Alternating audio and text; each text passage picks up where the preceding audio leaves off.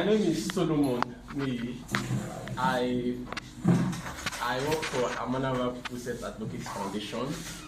My organization is also part of CS-SUNN. It's one organization you also work with. Actually, Niger. Thank you, man. Good afternoon, everyone. My name is Niger. I work with Global Promoters of Community Initiative and also a member of CS-SUNN Niger State Chapter. Thank you. Global Promoters for Community Initiative. Yes, ma'am. He's everywhere, don't mind. No, that is faster. That is faster. Good afternoon, ma. Martin Tunde is my name. Martin's Tunde. Yes, ma. Martin Square. Yes, I ma. remember I gave you that name, Abby. Last week, yes. A member of CS-SUNN Niger State Chapter. Okay, Martin is Gender affairs. My name is Larry Ibrahim, Director of Women, Ministry of Women Affairs. Director of Social Welfare Services. I'm Maria Ndoko, Director of Mary Issa, Director of Planning, Research and Statistics from the Ministry of Women Affairs and Social Development. Because we know that you take care of so many aspects. I know of orphanage, I know of other places that this ministry under the social development department is here. So we are interested, highly interested, so that we can be the voice for the ministry where there is a failure somewhere along the line. We can talk where the ministry cannot talk, go there and speak on behalf of the ministry. However, not saying the ministry sent us. Secondly, the 6 months maternity leave, paid maternity leave. We don't want it to be on paper. Pass right from national to state. We had a lot of stories about it, and we are so much interested so that we can, whatever we can do to fast track, meet with policymakers, meet with legislators and who is in government, so that we can press this. So we want to know how far it has gone. And then lest I forget, the 2 weeks paternity leave. Very important. Yes, for those who are still there. So these are things we are coming to ask from the ministry, so that we know where to key in, and then we collaborate, and then we move ahead. Thank you very much. The governor is out of town. I'm sure we have made our inputs. So I'm sure within the month, or let me just say, beginning of March, it will likely reach the table of His Excellency, and it includes all the clauses, the 6 months paid maternity leave, the 2 weeks paternity leave, and all the other things that will prevent the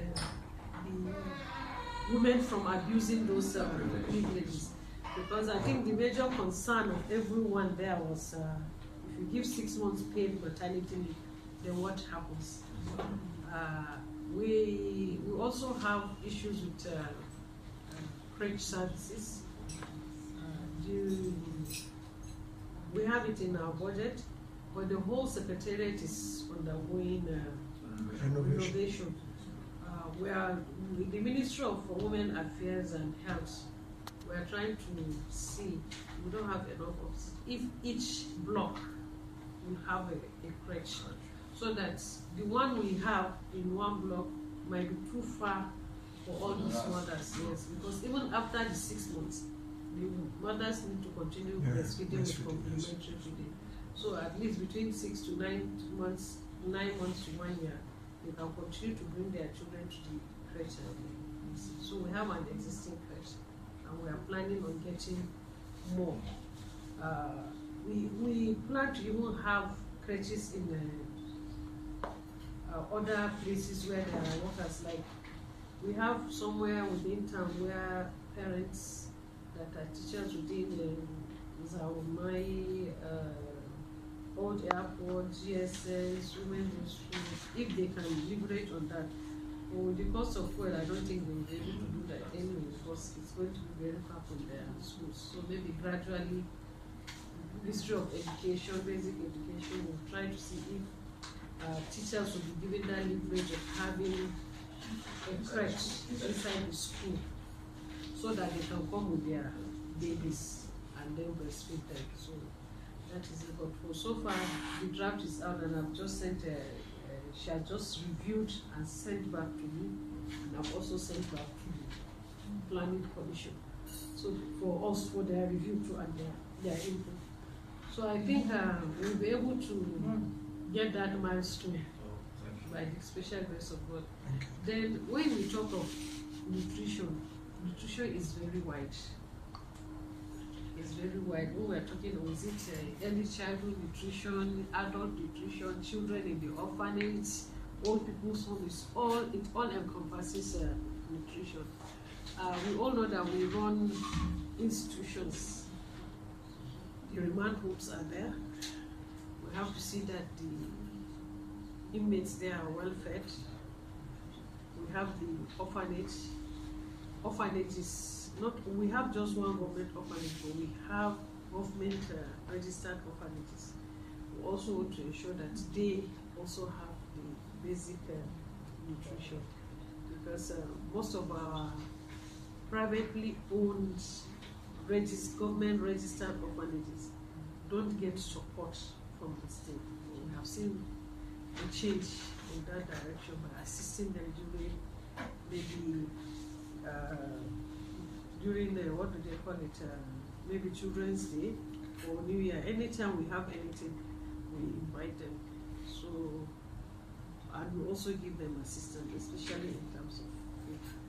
These institutions also get their monthly feeding allowance, which is captured now under overhead, not capital. So it would be like a running cost, which is not under a capital budget, because it's a daily thing. So if we are looking at it, we have to calculate what we have received from January to June. I mean to December for the month of for the year 2024. But I can assure you that the government has not failed in its responsibility in that. We also have a nutrition desk officer who liaises with the state nutrition officer. We have a platform where they learn things, and we try to step it down to our officers in this institution, so that they will see that it's not just about giving food and killing hunger, but providing the necessary nutrients in the meals they are preparing for these children. So I think, in a nutshell, these are some of the things that we do. We also have issues with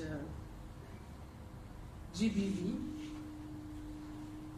where we have some having babies or planned babies that due to GBV are great. There's this, what's the name of this formula? Tom Brown, right? Yes, Tom Brown. The orphanages, and they know how to prepare this Tom Brown. And